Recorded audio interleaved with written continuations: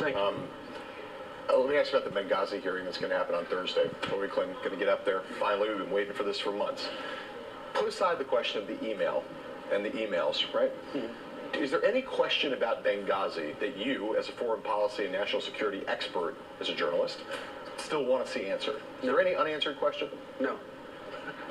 No, I think there's a larger issue of how diplomats, and my son is a diplomat, he's a friend of Chris Stevens, how diplomats are protected and whether it's important for our diplomats to be able to be out among the people, which is something that Chris Stevens really believed. I think that, Benghazi, most of the questions have been answered. I think that we haven't heard enough about the fact that this really was a CIA station there, not so much a consulate. Mm-hmm. And those guys should be able to protect themselves under most circumstances. So so then what is your 30-second summary of what happened in Benghazi? What happened in Benghazi is a couple of things joined. One was the video, which was affecting the entire Islamic world. There were riots across the entire Islamic world. Why should Libya be any different? And number two, you had a street gang which called itself a militia, which was heavily armed, the way many of them are in that part of the world, who chose that moment to attack our facilities there.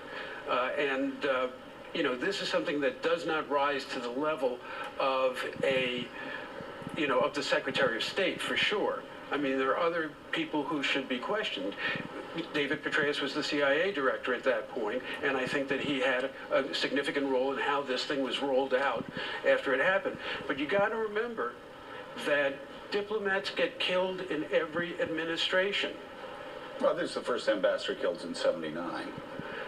Yes, but there were an awful lot of diplomats killed. You could talk to Ryan Crocker, who is probably our greatest Middle East diplomat. Right. And he was digging his colleagues out of the rubble of the embassy in Lebanon. Right. Now, you've studied the Clintons, obviously, as closely as anybody.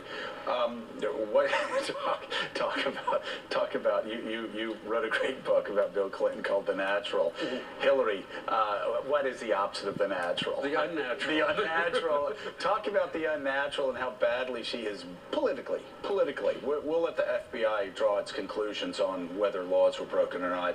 Our national security was compromised, but politically, how has Hillary Clinton handled this since the first UN press conference? Well, look, it's the same old story. This is the way she handled Whitewater in the 1990s. Bill, George Stephanopoulos, a number of people wanted to have the all-encompassing press conference, bring it all out, and she vetoed it then. And this time, same thing. She's not getting very good advice, and her primary interest is to protect herself.